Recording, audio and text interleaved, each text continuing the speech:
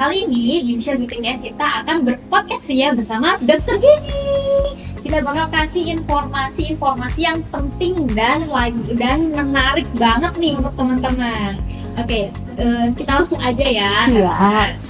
Oke dokter, tadi kita lagi ngomongin ya masalah hype nih di sosial media tentang beberapa skincare loh yang mereka overclaim, bahkan kandungannya itu nggak sesuai banget nih sama yang apa mereka tulis. Nah, kalau menurut dokter sendiri nih, sebenarnya kandungan yang terbagus atau terbaik untuk kulit kita dalam skincare apa aja sih dok? Mungkin boleh dijelasin? Oke, terima kasih Mbak untuk pertanyaannya. Izin jawab ya. Jadi berbicara tentang skincare itu tergantung yang pertama jenis kulit kita gimana. Bagusnya sih kalau skincare harus yang pertama konsultasi dulu ke dokter, karena kan nggak semua skincare itu bisa untuk semua jenis kulit. Misalkan kulit kita kulit yang kering, berarti kan butuh produk-produk skincare yang lebih melembabkan, berarti kebutuhannya tuh lebih ke asam hyaluronat misalkan. Terus kalau untuk kulit-kulit yang berminyak, berarti kan nggak butuh produk yang banyak dia bisa membuat kulit berminyak. Jadi yang lebih cocoknya itu misalkan niacinamide. Terus ada juga produk-produk misalkan tergantung kebutuhan kita apa. Misalkan untuk anti aging berarti dipilihlah kayak vitamin C kan. Terus apalagi ya, banyak sih kalau bicara soal kandungan-kandungan, tapi yang lagi booming kan sekarang kayak niacinamide, terus retinol. Nah, kalau retinol itu lebih cocoknya dipakai biasanya untuk anti aging. Jadi dia itu memiliki fungsi bisa juga untuk menghilangkan, nggak sekaligus langsung kayak sekali pemakaian. Semua kan pasti ada proses. Iya, nah itu biasanya tuh membantu menyamarkan kerutan, terus garis-garis halus kayak gitu sih. Tapi ya kembali lagi ya ke jenis skin type kita tuh kayak gimana. Oke. Berarti kan memang yang lagi hype-hype kayak gini kan, kayak retinol kan apalagi bulan-bulan lalu kan lagi hype-hype-nya kan ya. Tapi sebenarnya penggunaannya kayak gitu kan tetap harus ada pengawasan. Iya, sebenarnya harus under maintenance dari dokter. Nggak bisa kayak sembarangan gitu. Jadi teman-teman ya, buat teman-teman jangan terlalu fokus sama wah skincare ini viral, semua pada pakai, terus kita langsung pada mau ikutan pakai. Kayaknya lebih baiknya konsultasi dulu aja. Iya, konsultasi dulu ke dokter. Oke, terus kalau misalnya sih kan pernah dengar nih dok, ada kata-kata hidroquinone. Nah, itu apa sih dok hidroquinone? Oke, kalau bicara soal hidroquinone, sebenarnya itu kalau di luar negeri ya, kalau di luar negeri yang saya baca dari beberapa jurnal tuh, jadi hidroquinone itu dia digunakan sebagai tata laksana dari melasma. Melasma itu biasanya kayak ada hiperpigmentasi flek di wajah. Nah, dia itu nanti fungsinya dia akan masuk sampai ke melanosit. Jadi salah satu sel di wajah kita yang dia itu menghasilkan pigmen wajah. Jadi dia bisa lebih mencerahkan. Nah, tapi di Indonesia sendiri sebenarnya hidroquinone itu penggunaannya dilarang. Kenapa? Karena banyak penyalahgunaannya. Tapi banyak juga owner-owner yang licik menyelipkan hidroquinone.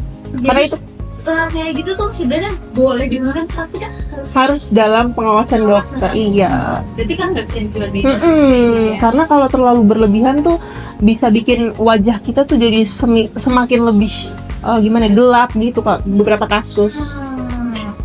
Jadi bisa berbahaya. Iya, nggak sesuai dengan pengawasan dokter. Benar. Nah, kalau misalnya nih gimana sih dok caranya biar kita tuh nggak tertipu ya yang overclaim kayak gitu kan? Kemarin kan lagi heboh banget, ada yang body care katanya ada niacinamide-nya, ada ininya sekian persen segala macam. Ternyata pas dicek di lab itu nol. Iya. Itu gimana nih dok? Nah, kalau bicara soal menghindari produk-produk yang overclaim itu, saya kembali lagi ke diri kita sendiri ya. Yang pertama, pinter-pinternya kita dalam melihat, kan sekarang udah banyak tuh di TikTok ada dok yang review. Nah, bisa dilihat sebagai salah satu acuan juga.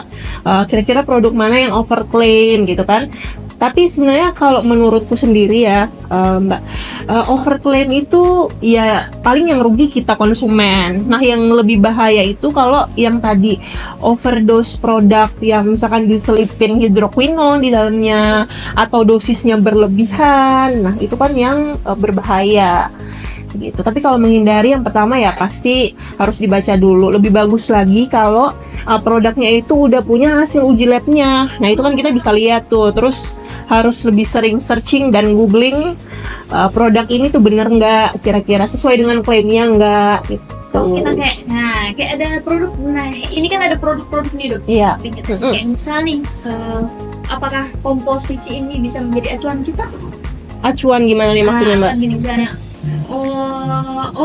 ada kandungan niacinamide misalnya, dia ternyata ada di belakang. Berarti apakah itu kandungannya kecil? Oke. Kalau dari yang aku baca lagi nih ya, kalau misalkan kita lihat komposisi di salah satu skincare, katanya itu yang awal pertama dari komposisi misalkan asam salisilat. Nah itu biasanya yang kandungannya lebih besar. Kalau ditaruh di bagian belakang justru kandungannya jauh lebih kecil. Nah itu juga bisa di cross check sih, kayak misalkan klaimnya dia punya niacinamide, tapi ternyata waktu kita cek di belakang komposisinya iya itu malah yang paling sedikit, yang paling kecil gitu. Berarti ini ilmu baru ya buat teman-teman kalau misalnya mau beli skincare. Nah itu dicek dulu teman-teman komposisinya. Jadi kita bisa bisa menghitung seberapa sih bisa kandungannya, meskipun kan karena uji lab itu kan memerlukan biaya yang lumayan ya, karena kan kita nggak mungkin aku mau coba skincare ini terus kita langsung uji lab ya kan?